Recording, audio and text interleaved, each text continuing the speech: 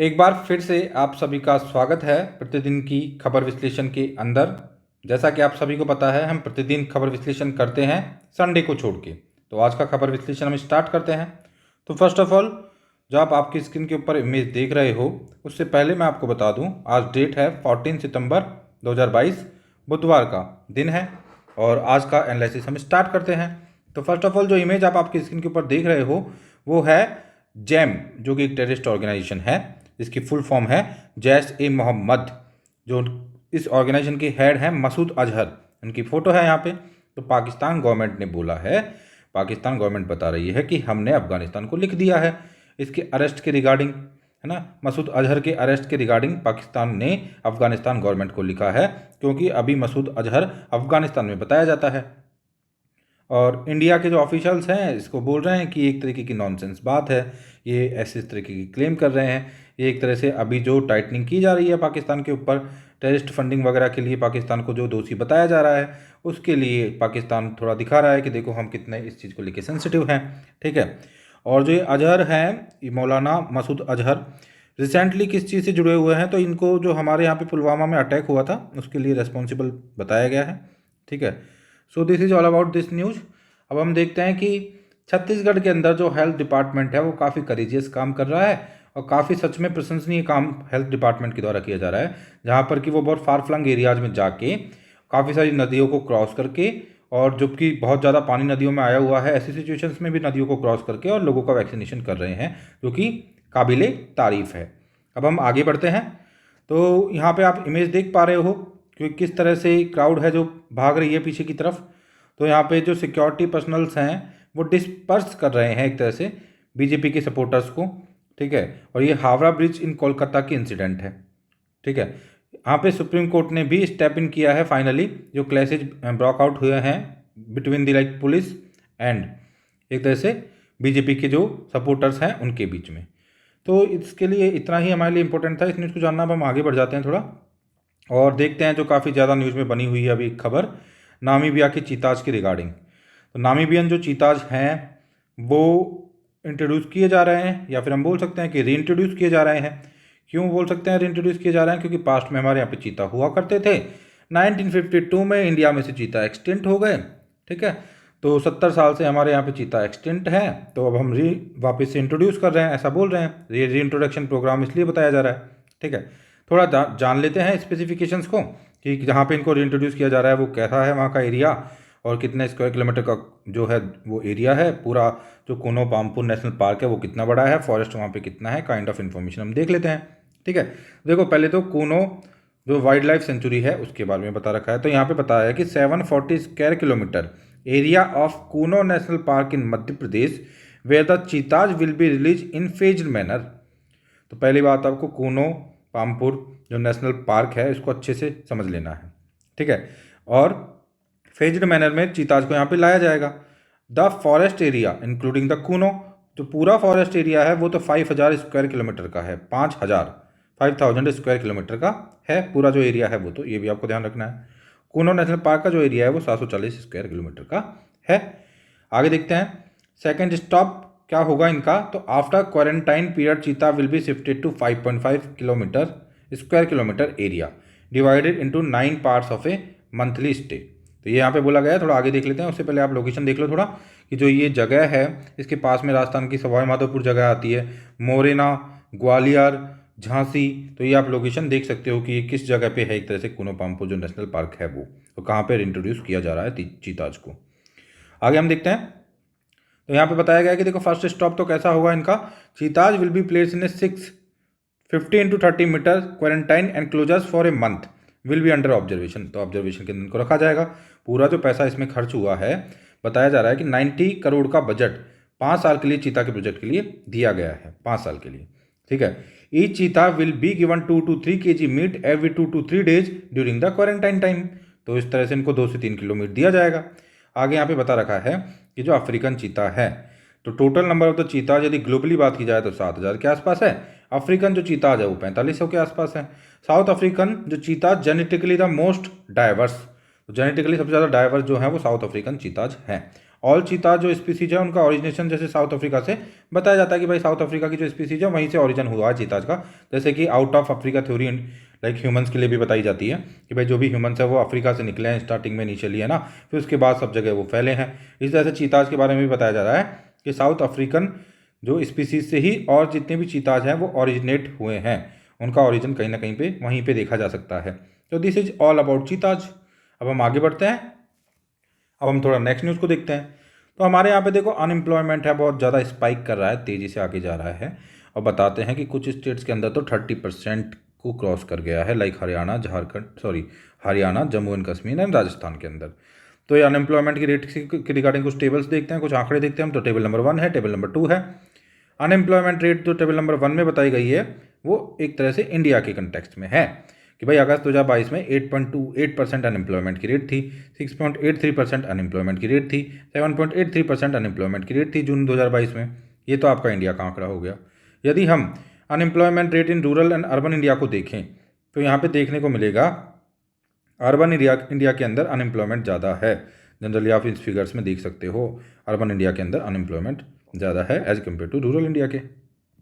तो आप यहाँ पे देख सकते हो कि भाई अर्बन इंडिया के अंदर 9.57 है अगस्त के अंदर, तो वहीं पे रूरल के अंदर 7.68 है। वहीं पे यदि हम स्टेट वाइज इस कैलकुलेशन को करने के लिए जाते हैं तो देखो आंध्र प्रदेश के अंदर 6% अनएम्प्लॉयमेंट रेट है। कुछ जो स्टेट्स है लाइक जम्मू एंड कश्मीर, हरियाणा और राजस्थान, यहाँ पे अनएम्प्लॉयमेंट की रेट जो है वो बहुत ही ज़्यादा हाई है, बहुत ही ज़्यादा है, 30% को क्रॉस कर चुकी है। ठीक है, तो this is all about the unemployment के जो नंबर है उसके रिगार्डिंग हमने बात कर ली है। अब काफ़ी दिनों से जिस बात के ऊपर बात हम करते आ रहे हैं कि भाई डिसमेंटलिंग स्ट्रक्चर्स की डिसमेंटलिंग की जा रही है, रिस्टोरिंग लैंड फॉर्म्स की हो रही है और कुल मिला के डिसंगेजमेंट हो रहा है इन हॉट स्प्रिंग्स रीजन के अंदर। ठीक है, और पहले भी हम इसकी बात कर चुके हैं काफ़ी, क्योंकि एससीओ की समिट होने वाली है उससे पहले ये डिसंगेजमेंट को किया जा रहा है ताकि थोड़ा रिलेशंस को कोर्डियल किया जा सके, थोड़ा हार्मोनियस किया जा सके।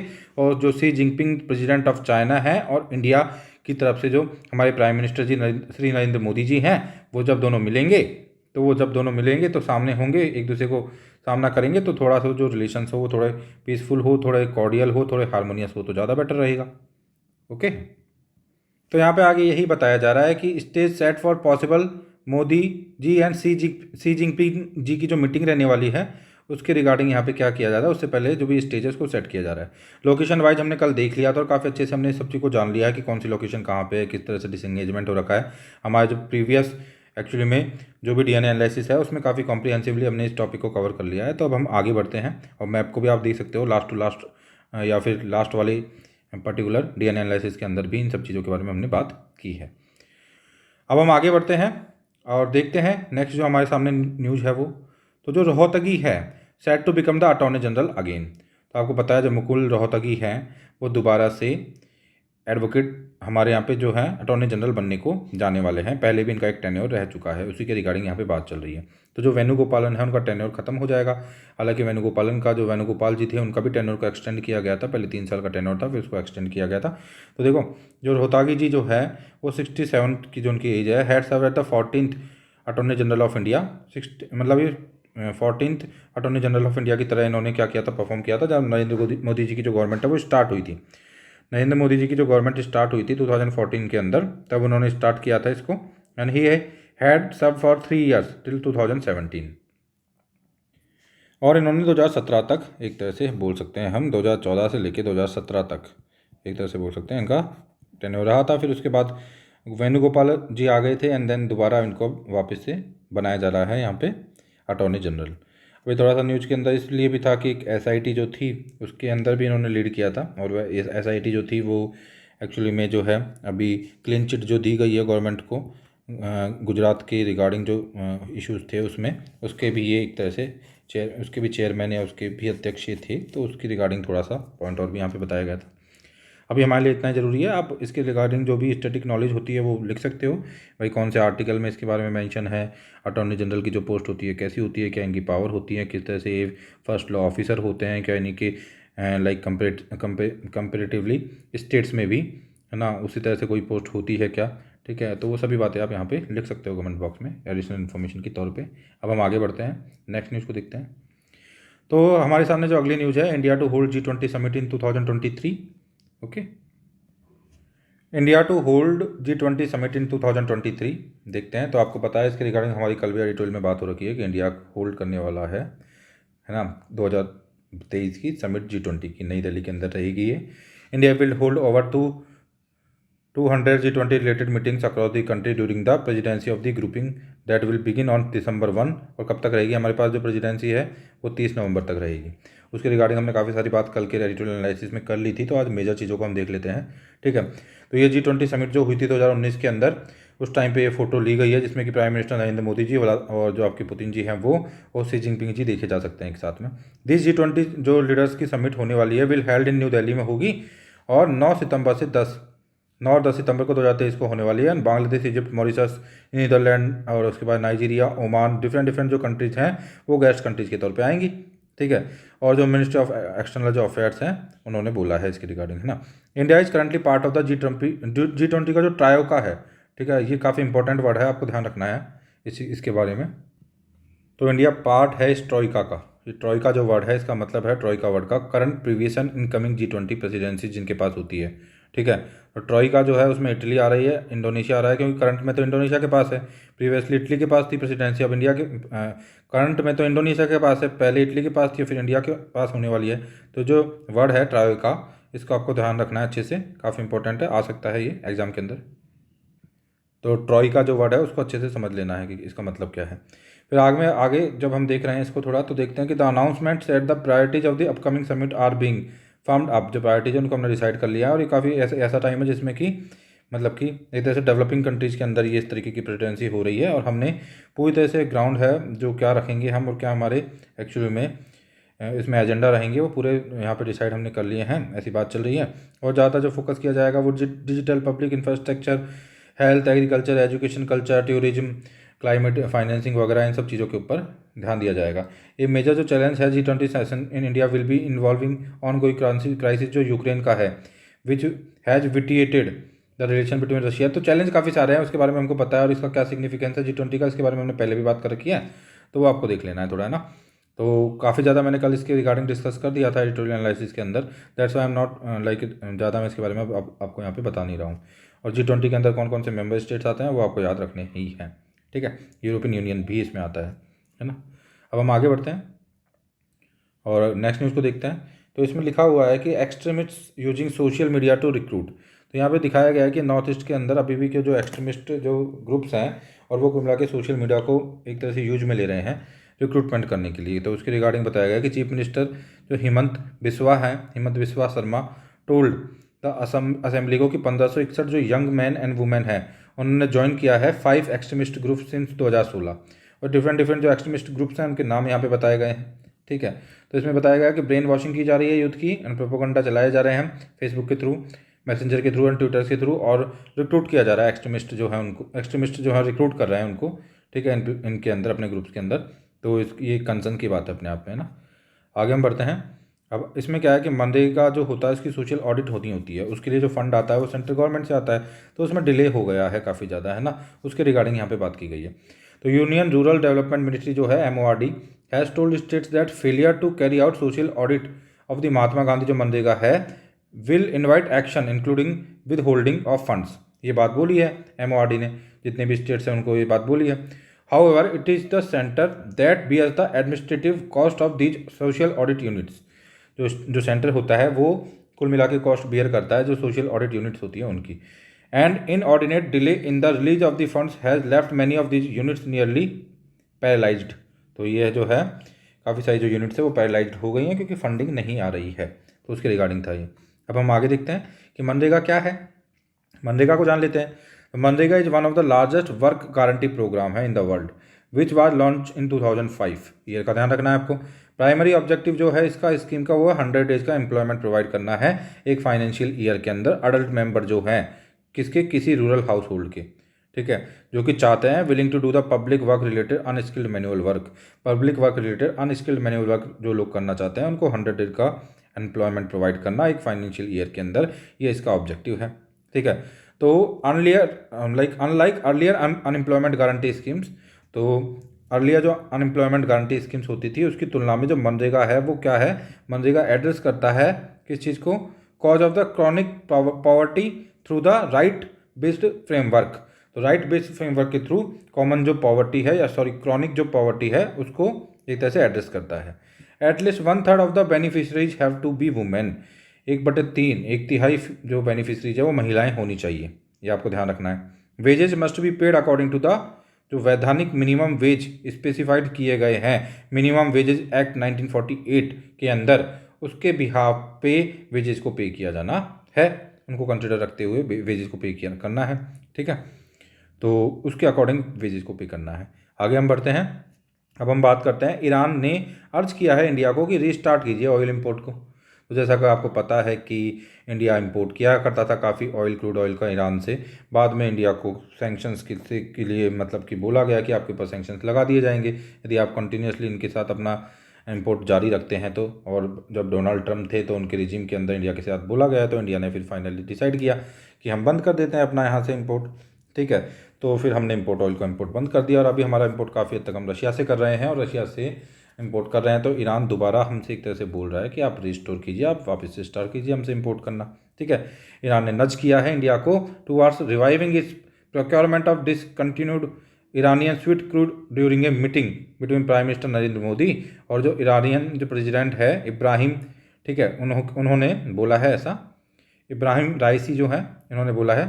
तो आगे बता रहे हैं यहाँ पे न्यूज़ में बताया गया likely to take place this Friday on, जो मतलब एससीओ के अंदर समिट होने वाली है, तो उसमें भी एक दूसरे को सामने आएंगे क्योंकि ईरान अब मेंबर बनने वाला है एससीओ का।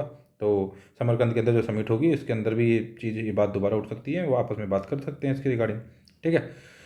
और हम आगे देखते हैं, the discussion over India oil purchases from Iran has been revived for years after New Delhi decided to zero out का यदि कभी वर्ड आ जाता है तो इसका मतलब आपको ध्यान रखना है, और कैंसिल है ना, हाँ ठीक है, जीरो आउट और कैंसिल इट्स ऑयल इंपोर्ट्स। तो मतलब एक तरह से वर्ड क्या आ जाता है, ये तो मतलब इसका मतलब ही है बेसिकली कि जीरो आउट करना या फिर कैंसिल करना इस ऑयल इंपोर्ट को। तो ऐसा कोई वर्ड आने की संभावना फिर बनती नहीं है। हाँ, तो और किसी तरीके से बन के आ सकता है, फ्रेम हो सकता है क्वेश्चन। हाँ, तो ये जो है इंडिया ने डिसाइड किया था, तो उसके बाद अभी दोबारा बात बढ़ने लगी आगे, ठीक है। इसके अलावा the two leaders are also likely to discuss the next step in developing Chabahar. तो चाहबार पोर्ट है आपका, जिसको शाहिद बहस्ती पोर्ट भी बोलते हैं, है ना, शाहिद बहस्ती पोर्ट भी बोलते हैं, चाहबार पोर्ट भी बोलते हैं। उसके डेवलपमेंट के अंदर इंडिया का इंटरेस्ट है और इंडिया इंटरेस्ट उसको डेवलप कर रहा है, तो उसके रिगार्डिंग भी अभी आगे बात हो सकती है। और जो possibility of linking it to the international north south transport corridor INSTC, काफ़ी इंपॉर्टेंट है ना, INSTC जो है उसके रिगार्डिंग भी बात चल सकती है। अभी हम देख लेते हैं क्या है ये INSTC एंड ऑल दैट, ठीक है, और चाहबार पोर्ट वगैरह उसको देख लेते हैं अब हम। तो यहाँ पे देखो आपको अच्छे से ध्यान रखना है, ये इंडिया है और यहाँ पे एक तरह से हम बोल सकते हैं कि ये पूरे कनेक्टिविटी डॉट्स वगैरह दिखाए गए हैं। तो इसी में हम देखते हैं यहाँ पे थोड़ा सा, यहाँ ईरान से यहाँ से अंदर से हम एंट्री मार सकते हैं, कुल मिला के यहाँ पे चाहबार पोर्ट को डेवलप करके और फिर INSTC बनेगा। तो India, Iran and Russia had in सितंबर 2000 के अंदर, जब प्राइम मिनिस्टर हमारे अटल बिहारी वाजपेयी हुआ करते थे, sign the INSTC agreement to build a corridor to provide the shortest multi modal transportation route linking the Indian Ocean and the Persian Gulf to the Caspian Sea with Iran and Saint Petersburg. तो आप समझ चुके हो पूरा कि भाई shortest possible root बनाया जाए जिसमें कि कनेक्टिविटी हो और सेंट पीटर्सबर्ग तक वो जा रहा हो और यहाँ से स्टार्ट हो, पर्शियन गल्फ को उसमें यूज में लिया जाए, इंडिया से हम स्टार्ट करें और इस तरह से पहुँच जाए।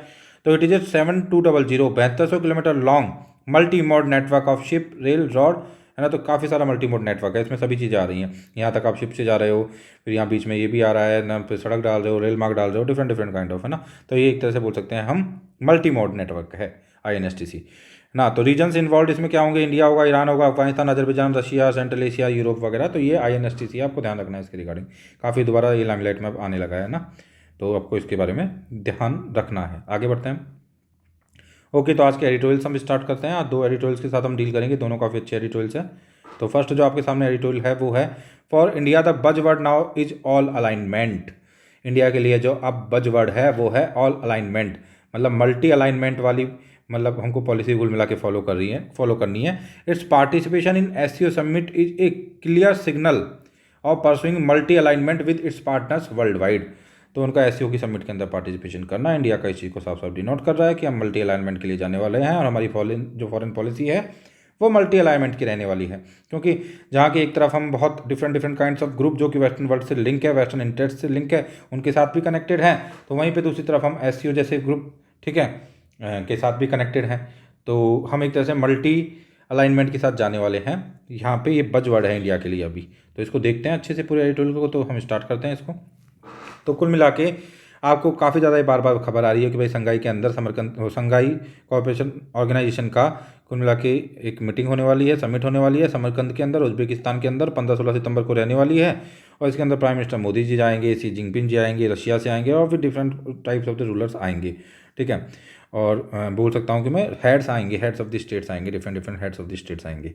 ठीक है, तो कोविड-19 था, यूक्रेन वाला क्राइसिस चल रहा है बहुत ज़्यादा, और ऑल कांग्रेस पार्टी कांग्रेस होने वाली है चाइना के अंदर। चाइनीज़ पार्टी कांग्रेस अक्टूबर में होने वाली है, अपकमिंग काफ़ी बड़ी एक इवेंट रहेगी। ठीक है, चाइना के अंदर। उसके अलावा पाकिस्तान के अंदर फ्लड्स आए हुए हैं, तो एक काफ़ी सारे रीजन्स हो सकते थे कि इसको एक बार दोबारा से वर्चुअली किया जा सकता था, जैसा कि इसको किया जा रहा है काफ़ी टाइम से कोविड की वजह से। लेकिन इस बार ये डिसाइड किया गया है कि कुल मिला के इन पर्सन, ठीक है, और इसको कुल मिला के जाके फिजिकली इस मीटिंग में पार्ट लिया जाएगा, समिट को किया जाएगा। ठीक है, तो आगे यहाँ पे देखते हैं हम। उज्बेकिस्तान के अंदर होने वाली है 15 leaders including 8 member states from the central Asian states, China, India, Pakistan, Russia and observer states. ठीक है, तो ऑब्जर्वर स्टेट होंगे बहुत सारे, है ना। तो इसमें बेलारूस, मंगोलिया, ईरान जो कि ऑब्जर्वर स्टेटस रखेगा। बाद में इसको क्या कर दिया जाएगा, which will become the member this year, जो कि इस ईयर मेंबर बन जाएगा SCO का। अफगानिस्तान को इन्वाइट नहीं किया गया है। And leaders of guest countries में आर्मेनिया है, अजरबैजान है, टर्की है, तुर्कमेनिस्तान है। तो इस तरीके का पूरा मतलब कि यहाँ पे जो समिट होने वाली है, ये लोग इसके अंदर आने वाले हैं। पहली बात तो ये हो गई। अब आ रहा है यहाँ पे बात बैलेंसिंग द ब्लॉक्स। ये क्या है बैलेंसिंग द ब्लॉक्स? तो यहाँ पे देखो, आपको साफ तौर पे पता है कि जो मोदी जी जाने वाले हैं, समिट के अंदर पार्ट लेने वाले हैं। To begin with the visit reinforce his commitment to Indian foreign policy that balance various blocs. तो ये विजिट जो है इस चीज़ को साफ साफ इंडिकेट कर रही है, इंगित कर रही है कि डिफरेंट ब्लॉक्स को जो है वो इंडियन फॉरेन पॉलिसी के अंदर मोदी जी बिल्कुल एकदम बैलेंस रखना चाहते हैं, और मल्टी अलाइनमेंट को दिखा रहे हैं वो यहाँ पे, है ना। Pitting India's membership of SCO and BRICS against its membership of Quad, है ना। क्वेड के अंदर आपको पता ही है कि Australia, India, Japan and USA है। ग्रुप सच एज I2U2 काफ़ी ज़्यादा इंपॉर्टेंट है, इंडिया, इजराइल, US, UAE। ठीक है, and the Indo Pacific economic framework, इनका भी इंडिया पार्ट है, इनमें भी इंडिया पार्ट ले रहा है, इनका भी इंडिया हिस्सा है, और साथ ही साथ में SCO का, ब्रिक्स जैसे जो मेंबरशिप उनकी भी इंडिया की है। तो दोनों के बीच में इंडिया एक बिल्कुल बैलेंस बना के चल रहा है और मल्टी अलाइनमेंट को दिखा रहा है। This was highlighted more recently with India joining the Russia led, और ये चीज़ और ज़्यादा साफ तौर पे नज़र आ रही है कि जो वॉस्टॉक के अंदर रशिया लेड आर्मी एक्सरसाइज हुई है और विद चाइना, तो उसमें इंडिया ने पार्ट लिया है। ठीक है, and plans to host SCO RATS. SCO RATS क्या है, एंटी टेरर जो होता है उसके स्ट्रक्चर है SCO की, है ना। और counter exercise while the Indian air force ने पार्ट लिया है ऑस्ट्रेलिया के साथ पिच ब्लैक एक्सरसाइज के अंदर। तो देखो, काफ़ी सारे फिल्म्स की चीज़ें तो आपको यहीं से मिल जा रही है। पिच ब्लैक किसके साथ है, ये इंडियन आर्मी की एक्सरसाइज है एक तरह से। ठीक है, ये इंडियन एयरफोर्स की एक्सरसाइज है, सॉरी, ऑस्ट्रेलिया के साथ। तो ये पिच ब्लैक है, यहाँ पे आपको वॉस्टॉक के अंदर रशिया लेड एक्सरसाइज चल रही है जो कि आर्मी एक्सरसाइज है। ठीक है, और ये काफ़ी सारी जो न्यूज़ है वो तो आपको इस एडिटोरियल से आपको काफ़ी सारी चीज़ें फिल्म्स के लिए मिल रही है ना, तो उसको भी आपको ध्यान रखना है। तो इस तरह से देख लो, एक तरफ हम रशिया से के साथ एक्सरसाइज कर रहे हैं, एक तरह से हम जो क्या कर रहे हैं कि रेड्स के अंदर पार्ट ले रहे हैं जिसमें चाइना वगैरह सब हैं। ठीक है, और एक तरफ से हम है जो ऑस्ट्रेलियन जो कंट्री है उसके साथ पिच ब्लैक कर रहे हैं एक्सरसाइज, है ना। और इस तरह से USA के साथ हम युद्ध अभ्यास कर रहे हैं नेक्स्ट मंथ, है ना। और line of actual control next month close to the line of actual control के। तो इन सभी चीज़ों को जब देखा जा रहा है तो एक साथ चीज़ स्पष्ट हो जा रही है। वेन डायग्राम यदि हम बनाते हैं, ये वेन डायग्राम यदि हम बना लेते हैं, तो ये इंडिया जो है कुल मिला के मतलब कि दोनों जगह पाया जा रहा है, इंटरसेक्शन में है India. Venn diagram, India is the only country that would form the intersection A part of all of those groupings. ठीक है, तो अब इंडिया को काफ़ी कॉशियस होकर चलने की रिक्वायरमेंट है। इसके रिगार्डिंग हमने पहले भी एडिटोरियल देखा था एक, जिसमें बताया गया था कि हम मल्टी अलाइनमेंट दिखा रहे हैं हमको, लेकिन थोड़ा सा डेलिकेट एंड थोड़ा कॉशियस तरीके से अपनी फॉरेन पॉलिसी को रखना है, क्योंकि तरह से टेस्टिंग है हमारी फॉरेन पॉलिसी की। जो आने वाला समय है वो आने वाले 5 से 6 महीने जो है, और आने वाला मैं बोलूँ कि अपकमिंग 1 साल है पूरा, वो हमारे लिए टेस्टिंग है हमारी फॉरेन पॉलिसी की, क्योंकि G20 को हम प्रेजाइड करने वाले हैं दिसंबर 2022 के अंदर। UN के अंदर भी हम प्रेजाइड करेंगे। ठीक है, एंड उसके साथ साथ में SCO को भी हम मतलब कि एक तरह से प्रेजाइड करेंगे। SCO की भी हमारे यहाँ पे मीटिंग होगी, तो वो काफ़ी ज़्यादा इंटरनेशनली इंडिया काफ़ी इंपॉर्टेंट रहने वाला है। ऐसी कंडीशन में हमारी जो फॉरेन पॉलिसी है उसकी एक टेस्टिंग रहेगी ये अपकमिंग जो टाइम है। तो काफ़ी ज़्यादा ज़रूरी है कि कॉशियसली और बहुत ही अच्छे से इन सब इशूज़ को हैंडल किया जाए। अनोदा जो जक्टा पोजिशन है वो क्या है, is that of the values over interest. यहाँ पे वैल्यूज ओवर इंटरेस्ट का भी एक जक्टा पोजीशन है नेक्स्ट, है ना। वो क्या है, देखो एक तो वेस्टर्न ब्रांड ऑफ कोalition डेमोक्रेसीज है, तो कोalition ऑफ डेमोक्रेसीज एक तो क्या है ये है, और एक against A European brand of कोalition of common goals, दो चीज़ें हैं। देखो unison brand of कोalition of the common goals और कोalition ऑफ द डेमोक्रेटीज, तो डेमोक्रेसीज के जो कोalition है दोनों जो चीज़ें हैं, तो यहाँ पे वैल्यूज ओवर इंटरेस्ट का जक्टा पोजिशन हो रही है। It is worth nothing that the SCO members is not, आगे देखते हैं, एससीओ मेंबर्स इज नॉट, चलो ये अब आगे देखते हैं, अब रशिया को देख लेते हैं थोड़ा, रशिया पुतिन के बारे में, एससीओ के अंदर क्या हो सकता है उसके रिगार्डिंग देखते हैं। तो जो रशियन प्रेसिडेंट है जो पुतिन जी हैं, वो अभी काफ़ी ज़्यादा मतलब कि उनको बैकलैश देखने को मिल रहा है, और बोल रहा है कि G20 जो कंट्रीज हैं, जब G20 समिट होगी तो उसके अंदर भी पुतिन जी को एक तरह से क्या किया जाएगा, बाली के अंदर जो होने वाली है G20 समिट इन नवंबर के अंदर, तो प्लान कर रही हैं जो भी यूरोपियन कंट्रीज है वो क्या प्लान कर रही हैं, एक तरह से बायकॉट करने की पुतिन जी को, है ना। वहीं पे यदि इंडिया की हम बात करते हैं, पुतिन जी को बायकॉट करने की कोशिश की रहेगी यहाँ पे G20 जो कंट्रीज उनके द्वारा। इंडिया की यदि हम बात करते हैं तो लाइक यूरोपियन वर्ल्ड और यूएस वर्ल्ड जो है काफ़ी मतलब कि क्रिटिकल हो रहा है चीज़ों को लेके, है ना। और हमको बोला गया कि एक तरह से आप जो रेजोल्यूशन हम लेके आ रहे हैं यूएन के अंदर, उस रेजोल्यूशन के लिए आप वोटिंग कीजिए, ठीक है, पुतिन जी के या फिर रशिया के खिलाफ। तो इंडिया ने अपने आप को एब्सटेंड कर दिया वहाँ से, है ना। साथ ही साथ में इंडिया ने अपना जो ऑयल का जो इम्पोर्ट है वो काफ़ी हद तक बढ़ा दिया है, 0.66 मिलियन टन से 8.42 मिलियन टन पहुँच चुका है सेकेंड, किसके अंदर, second this year. Import of the Russian oil jump from 0.66 million tonne in the first quarter to second quarter में काफ़ी ज़्यादा इंपोर्ट हमारा बढ़ गया है, और ट्रेड वेड को भी बढ़ाने की हम कोशिश कर रहे हैं। Mister Modi also said India wants to further strengthen energy ties and building on the 16 billion investment Indian public sector करने के लिए तैयार है, यूनिट्स ऑलरेडी हैव मेड, कर चुकी हैं रशियन ऑयल गैस फील्ड के अंदर। तो इंडिया तो पूरी तरह से मतलब कि आप देख सकते हो कि स्टैंड क्या है इंडिया का, ठीक है। तो इंडिया जो है रशिया के साथ जा रहा है एक तरह से हम बोल सकते हैं, है ना। और इसी तरह से हम यदि आगे बात करें तो शी जिनपिंग के साथ जो हमारी बात होने वाली है उससे पहले जिस तरह से डिसंगेजमेंट हो रही है, ठीक है, और काफ़ी ज़्यादा एक तनावपूर्ण समय रहा था 2019 के बाद में, वो मिले नहीं है। उससे पहले 2014 से और 2019 तक जब मोदी जी का हमारा रजीम रहा उसमें वो काफ़ी बार मिले और 18 टाइम्स मिले, अभी काफ़ी लंबे टाइम बाद वो मिलने वाले हैं, ठीक है। उससे पहले डिसंगेजमेंट को भी स्टार्ट किया गया है। तो यहाँ पे इंडिया और चाइना के बारे में बताया गया है कुल मिला के, ये जो एक्ससीओ समिट रहने वाली है इसमें। उसी तरह से जो हमारे यहाँ पे जो मैंने पहले भी बात की थी, इब्राहिम राइसी जो है, जो कि ईरान जो मेंबर बन जाएगा एससीओ का, तो वो एक तरह से पुश कर रहे हैं, मतलब एक तरह से नज कर रहे हैं इंडिया को कि कुल मिला के आप हमसे ऑयल को इम्पोर्ट कीजिए, है ना, और साइड वेस्ट पोर्ट वगैरह को डेवलप करने के लिए दोबारा से मतलब एक तरह से इंडिया को एक तरह से उसके लिए भी नच कर रहे हैं, है ना। तो इंडिया ने एक तरह से वैसे तो बोल दिया था कि भाई no longer a part of the rail connectivity project, also India is no longer a part of the rail connectivity project from Chabahar, है ना। ये इंडिया ने एक तरह से कर दिया था, ये क्रिस्टल क्लियर है ना। लेकिन फिर भी नच किया जा रहा है ईरान के द्वारा, और ईरान काफ़ी सारे ग्राउंड्स के ऊपर बोल रहा है कि आप आइए पार्ट लीजिए, सपोर्ट कीजिए, और एक जैसे जो एक ग्लोबल ये हमारा जो पूरा एक नेटवर्क हम बनाना चाहते हैं उसमें आप भी पार्ट लीजिए। और इससे क्या होगा यदि आप पार्ट लेते हैं इसमें, तो this would also tie in with Modi government का जो है जो कनेक्टिविटी वाला फ्रेमवर्क जो है हमारा जो प्लान है, ठीक है, वो भी वो यहाँ पे फुलफिल होगा, और जो सीपैक को काउंटर भी कर रहा होगा कहीं ना कहीं पे। तो एक तरह से इस तरह से ईरान जो है वो नच कर रहा है इंडिया को इन सब चीज़ों के लिए भी, है ना। और यही था इसमें। उसके बाद आगे देखते हैं हम, जो ऑयल का इशू है उसकी यदि हम बात करें तो ऑयल की हम बात कर लेते हैं थोड़ा। जो ईरान बोल रहा है, नच कर रहा है कि हमसे ऑयल लीजिए, और हमने अभी बंद कर रखा है, ठीक है। तो इसमें यही था कि India cancelled it's Iran oil purchase जो कि साइजेबल था 12% चंक ऑफ इट्स इम्पोर्ट, उसको बंद कर दिया ईरान ने। और अभी हम काफ़ी ज़्यादा जो है दिक्कत फेस भी कर रहे हैं, काफ़ी जो इन्फ्लेशन वगैरह होता है वो काफ़ी ज़्यादा प्रभावित हो रहा है हमारे यहाँ का डोमेस्टिक इन्फ्लेशन, किसकी वजह से, जो फ्लक्चुएशंस होते हैं global prices of crude oil के अंदर उससे। और वो हमने क्यों लगा दिया था, क्योंकि आपको पता था कि जो उस टाइम पे डोनाल्ड ट्रंप जी का रिजीम था, और एक्चुअली में हुआ था कि सैंक्शंस लगाने का, हमारे ऊपर सैंक्शंस लगने का डर था, तो हमने फाइनली डिसाइड किया कि हम रोक देते हैं इसको। लेकिन अभी जो है काफ़ी हद तक वहाँ पे भी पार्टी बदल चुकी है, बाइडन जी है, उनका एडमिनिस्ट्रेशन आ चुका है, और बाइडन जी कुल मिला के पूरा दोबारा कोशिश कर रहे हैं कि ईरान को री एंटर करवाया जाए JCPO के अंदर, जॉइंट कॉम्प्रिहेंसिव जो प्लान ऑफ एक्शन है, ठीक है, न्यूक्लियर एग्रीमेंट है P5+1 के अंदर, उसमें इसको एंटर करवाया जाए कुल मिला के। तो जब अमेरिका वाले जो बाइडन जी एडमिनिस्ट्रेशन जो है इस तरीके के लिए कोशिश कर रहा है, तो इंडिया को भी अब आई थिंक दोबारा से सोचना चाहिए ना। और राइटर यही लिख रहे हैं कि दोबारा से हम ले सकते हैं वहाँ से भी ऑयल, है ना। तो यही यहाँ पे ये बताया गया है कुल मिला के ना। अभी हम रशिया की तरफ भी जा रहे हैं, रशिया से ऑयल ले रहे हैं हम। बाद में पाकिस्तान के साथ क्या हो सकता है, तो देखो फर्स्ट ऑफ ऑल मिल रहे हैं मोदी जी, और जो वहाँ पे नई रिजीम आई है पाकिस्तान के अंदर, they are the optics of the Indian Pakistan prime ministers attending the same conference which will undoubtedly lead to the speculations about a people. मतलब इसमें कुल मिला के जो फ्रोजन जो रिलेशनशिप है पॉसिबल जो हो सकता है कि दोबारा से रिलेशनशिप अच्छी हो जाए, ठीक है, उसके रिगार्डिंग यहाँ पे सोचा जा रहा है थोड़ा सा। With Pakistan reeling from massive floods on economic crisis वगैरह फेस कर रहा है। तो जो शरीफ जी है उनकी फर्स्ट मीटिंग ही रहने वाली है इनके साथ, मोदी जी के साथ, तो उसी के रिगार्डिंग यहाँ पे बात की गई है।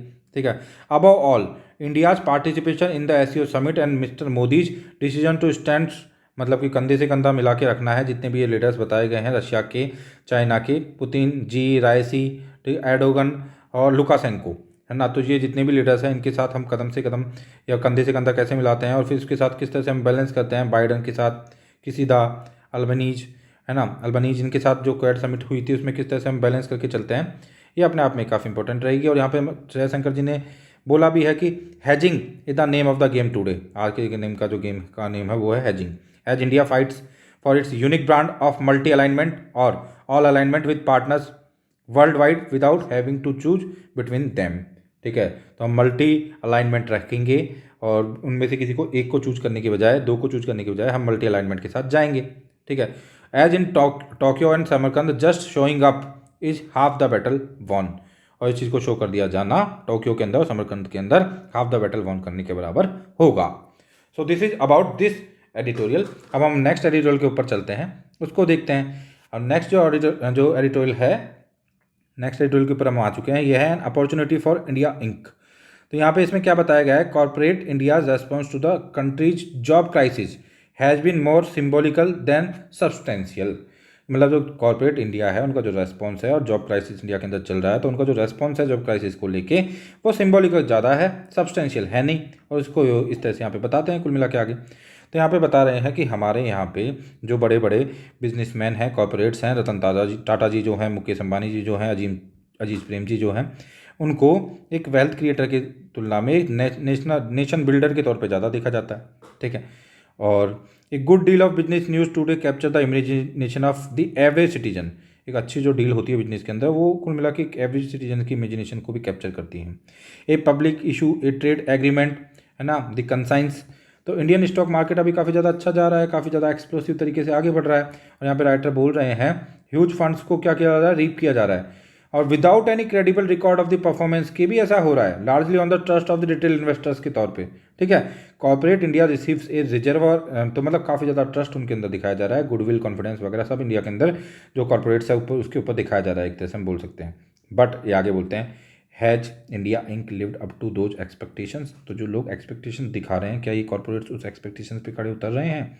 How much does an inclusive India figure in its vision. इनके विजन के अंदर कितना इंक्लूसिव इंडिया का फिगर है। ठीक है, आगे राइटर बताते हैं, response to job crisis, job crisis की तरफ रेस्पॉन्स क्या है? तो corporate Indian dreams big today, brand power, digital technology, talent pools, scale of operations and global connectivity and all part of agenda. उनके एजेंडा के सभी ये पार्ट हैं, talent pool, digital technology, global connectivity, सभी उनके एजेंडा के part है आज के टाइम पे। Yet how much does the magnitude of India jobless growth overwhelm the big businesses. लेकिन वो कितना प्रभावित कर रही हैं बिग बिजनेसेस को, जो इंडिया के मैग्नीट्यूड है जॉबलेसनेस का, जिसके बारे में कि हमने बात भी की थी पहले स्टार्टिंग में, आपको फिगर्स भी बताएं कि अनएम्प्लॉयमेंट की रेट कितनी ज़्यादा हाई है। फिर बाद में राइटर बोलते हैं, महात्मा गांधी जी ने बोला है, काफ़ी बड़ा एक काफ़ी अच्छा इंसाइट दिया है, what we need is not mass production, what we need is not mass production but production by the masses. हम जो चाहते हैं वो मास प्रोडक्शन नहीं है, but production by the masses, लोगों के द्वारा प्रोडक्शन किया जाए, लोग इंगेज रहें, लोगों को एम्प्लॉयमेंट मिले, ट्रस्टीशिप जैसे मॉडल हों, उसके लिए हम कुल मिला के क्या हैं, उसके लिए हमको जाना चाहिए, जैसा कि गांधी जी ने बोला था। आगे राइटर बोलते हैं, yet the response of the corporate India to the country's jobless crisis has been more symbolical than substantial. The reality is that much of India's blue collar employment is generated in small and medium enterprises. तो ये सच्चाई तो ये है कि ज़्यादातर जो India का ब्लू कॉलर एम्प्लॉयमेंट जनरेट होता है वो स्मॉल एंड मीडियम एंटरप्राइजेस के अंदर जनरेट होता है। ठीक है, या फिर कहाँ से, गिग इकोनॉमी से आ रहा है। Some 45% of India's manufacturing takes place in the sweat shops of the जो गारमेंट्स होते हैं। ठीक है, हैजार्डस केमिकल फैक्ट्रीज वगैरह, मतलब जहाँ से इस तरीके का जो काफ़ी काम है वहाँ से ये 45% ऑफ द इंडिया का मैन्युफैक्चरिंग जो निकल के आ रही है। ठीक है, अनसेफ इंजीनियरिंग वर्कशॉप्स वगैरह से। The jobs thus create are suboptimal with low wages and unstable working conditions के साथ हैं ऐसे। तो यहाँ पे आगे बताते हैं राइटर कि इंडियाज एसएमई का मतलब समझ रहे हो ना, एसएमई ऐसी है एक तरह से, ये स्मॉल मीडियम एंटरप्राइजेस। तो इसके बारे में बोलते हैं, India's SME sector needs to be modernize if itself with the help of the digital technology, professional management and better skill of the operations. This is the new economy and India's corporate sector can extend a helping hand across the SL to help SMEs achieve their transformation. तो मतलब कुल मिला के बोल रहे हैं कि आपके जो कॉर्पोरेट्स हैं, हमारे जो कॉर्पोरेट्स हैं, इंडिया के जो कॉर्पोरेट्स हैं, उनको हेल्प करनी चाहिए एसएमईज को आगे बढ़ने के लिए, टेक्नोलॉजी को अपनाने के लिए और उनको थोड़ा सा ऑर्गेनाइज होने के लिए। The Indian SME sector has many hidden treasures waiting for this make over. आगे राइटर बोलते हैं, ठीक है, क्या बोल रहे हैं आगे राइटर कि इंडिया के अंदर क्या है कि बहुत सारी अपॉर्चुनिटीज़ हैं। लाइक इंडिया का जो फूड सेक्टर है वो वर्ल्ड वाइड पॉपुलर हो सकता है। इंडिया के वर्ल्ड वाइड जो इंडिया के इंडियन लोग रेस्टोरेंट जाके खोलते हैं वो वर्ल्ड वाइड चलते हैं और अब्रॉड में भी काफ़ी वो चलते हैं और लिमिटेड रिसोर्सेज होते हुए भी उनकी ग्रोथ होती है, ठीक है, और उनके पास लिमिटेड रिसोर्सेज हैं ग्रोथ के लिए, फिर भी वो आगे बढ़ते हैं, है ना। द रिजल्ट इज इंडिया है नॉट, देखो तो इसमें होता क्या है, लेकिन उनको कॉर्पोरेट्स हेल्प नहीं कर रहे हैं, उनको कुल मिला के जो है हमारे बिजनेसमैन है वो अपना कंसिडरेशन में नहीं ले रहे हैं। लाइक यदि हम बात करते हैं मैकडोनल्ड्स जैसी ब्रांड और KFC जैसी ब्रांड बन जाती है, क्या इंडिया फूड जो है, इंडियन फूड है, वो भी काफ़ी डाइवर्स है, वो भी काफ़ी अच्छा है, क्या उसको इस तरीके का स्किल प्रोवाइड नहीं किया जा सकता है? लेकिन वो नहीं होता है। क्यों नहीं होता है? जो कॉर्पोरेट्स होते हैं वो स्पेस के अंदर अपॉर्चुनिटीज ढूंढ रहे हैं, वो इलेक्ट्रिकल मोबिलिटी के अंदर अपॉर्चुनिटीज ढूंढ रहे हैं, चलो ठीक है ढूंढ रहे हैं, कोई बात नहीं, कोई दिक्कत नहीं, लेकिन why hasn't even one of them, क्यों नहीं अब तक उनमें से एक ने भी seen the prospect of globalising Indian food को ग्लोबलाइज किया जाए, उसका प्रोस्पेक्ट क्यों नहीं देखा किसी ने भी अब तक, ठीक है। That could have create millions jobs for Indians, उसने मिलियंस ऑफ जॉब्स को क्रिएट कर दिया होता, ठीक है, यदि ऐसा देखा होता तो। फिर वो एग्जाम्पल देते हैं कि इनफॉर्मल, एग्जाम्पल बाद में देंगे, पहले वो बता रहे हैं कि informal sector is steadily evolving into the formal sector. Informal sector जो है स्टेडली इवॉल्व हो रहा है फॉर्मल सेक्टर के अंदर, in partnership with the organize industry which is creating innovative business models, ठीक है। तो यहाँ पे बताते हैं, एग्जाम्पल देते हैं कि किस तरह से उबर ने और ओला ने जो हमारे इनफॉर्मल टैक्सी ऑनर्स थे उनको कनेक्ट करके एक प्लेटफॉर्म देके विन विन सिचुएशन को क्रिएट कर दिया है और कुल मिला के जो है कंज्यूमर्स को सबको बेनिफिट दिया है और इनको एक रोजगार दे दिया है, उनको फॉर्मलाइज कर दिया है, उनके लिए लोन एक्सटेंड कर दिए हैं, उनके लिए एक सपोर्टिव सिस्टम बना दिया है पूरा का पूरा। ऐसा क्यों नहीं हो सकता फूड इंडस्ट्री के अंदर, ऐसा क्यों नहीं हो सकता और सेक्टर्स के अंदर, ऐसा क्यों नहीं हो सकता बहुत सारी चीज़ों में जो वो बताते हैं कि लाइक वेजिटेबल के जो वेंडर्स होते हैं उनको आप क्यों नहीं कलेक्ट कर सकते, कनेक्ट कर सकते, लास्ट माइल अवेलेबिलिटी करवा सकते हो, जिसमें कि उनकी भी विन विन सिचुएशन होगी, जो वेजिटेबल वाले वेंडर्स हैं उनको भी तो फायदा मिलेगा ना, ठीक है। तो ऐसा क्यों नहीं किया जा सकता है? जो शूज की शाइन करने के लिए, मतलब जो स्ट्रीट के कॉर्नर के अंदर जो आपका मोची होता है ना, जो जूते को बनाता है, क्यों बड़ी बड़ी मल्टीनेशनल शूज की कंपनियां उनसे टाई अप नहीं करती हैं? क्यों एक तरह से मतलब कि वो पूरा सिस्टम एक इकोसिस्टम एक प्रोवाइड क्यों नहीं किया जाता है कि मतलब उनको भी रोजगार मिले और लोगों को भी फायदा मिले? ऐसा क्यों नहीं हो रहा है, ठीक है, इसके ऊपर वो क्वेश्चन पूछते हैं, ठीक है। तो इस तरह से बोलते हैं फाइनली कि ये सब होना चाहिए, इन सब चीज़ों की रिक्वायरमेंट है। और फिर वो कुछ एग्जांपल देते हैं, लाइक ताइवान जो था एक टाइम के ऊपर, ताइवान की जो एसएमईज थी वो क्या बनाती थी, शर्ट्स बनाती थी, प्लास्टिक के फ्लोवर बनाती थी, वुडन की टॉयज बनाती थी। लेकिन आज क्या हो रहा है ताइवान के अंदर? आज ताइवान के अंदर चिप्स बनाई जा रही हैं लैपटॉप के लिए, बहुत बड़े बड़े असेंबलिंग स्मार्टफोन्स वगैरह के लिए की हो रही है। Foxconn is now the main assemble of the iPhone in several Asian countries.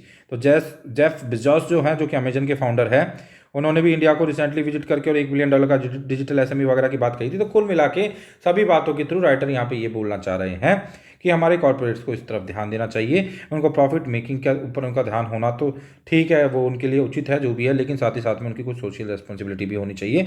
और जो हमारी कंट्री के सामने बहुत ही बड़ी एक प्रॉब्लम है अनएम्प्लॉयमेंट की, उसको रिजॉल्व उनको करना चाहिए। तो this is all about this particular editorial, ठीक है, an opportunity for India Inc. Okay, so अब हम आज का प्रीलिम्स बूस्टर सेशन स्टार्ट करते हैं, प्रीलिम्स बूस्टर SNT। तो इसमें हम सबसे पहले देखेंगे कि नेटवर्क क्या होता है, कि नेटवर्क क्या है। तो यहाँ पे बोला गया है, in network is a collection of computers, servers, main जो फ्रेम्स होता है उनका, और नेटवर्क डिवाइसेज, पेरिफेरल्स और other devices connected to allow data sharing. तो ये नेटवर्क की सिंपल सा एक डेफिनेशन हो गई। Network is the collection of the computer, servers, mainframes, network devices, peripherals और other devices connected to allow data sharing. तो वो सभी डिवाइसेज जो कि कनेक्टेड हैं डाटा शेयरिंग को अलाउ करने के लिए, वो पूरा एक नेटवर्क बनाएंगे। तो दिस इज नेटवर्क बेसिकली। और इसका एग्जाम्पल के तौर पर बताया गया है internet which connects millions of the people all over the world. Example of a network is internet. तो अब हम देखते हैं आगे। अब ये ज़्यादा इंपॉर्टेंट है जो मैं आपको बता रहा हूँ, वेब 2.0, वेब 3.0, ठीक है, क्योंकि इसके ऊपर क्वेश्चंस भी आ गए हैं इस वजह से। तो web refers to the world wide web, WWW। Web का मतलब क्या है? World wide web, WWW। The internet's core information retrieval system, internet की कोर इन्फॉर्मेशन रिट्रीवल सिस्टम है ये, जो आपका www है। और यहाँ पे वेब 2.0 को देखते हैं क्या है। Is the current version of the web, ये current version of the web है with which we all are familiar. तो इस सब के साथ हम फेमिलियर हैं, किसके साथ, वेब 2.0 के साथ हम सब फेमिलियर है। While web 3.0 represent its next phase that will be decentralized, ये वर्ड्स काफ़ी ज़्यादा इंपॉर्टेंट है, decentralized, open and of greater utility. तो ये वेब 3.0 रहने वाला है। Web 3.0 is built upon the core concept of decentralization, openness and greater user utility. तो आपको वेब 2.0, वेब 3.0 के बारे में मैंने बता दिया, नेटवर्क के बारे में बता दिया। तो ये कुछ बेसिक चीज़ें थी। अब हम आगे देखते हैं dark net and dark web, dark net and deep web को देखते हैं। Dark net and deep web ये क्या है।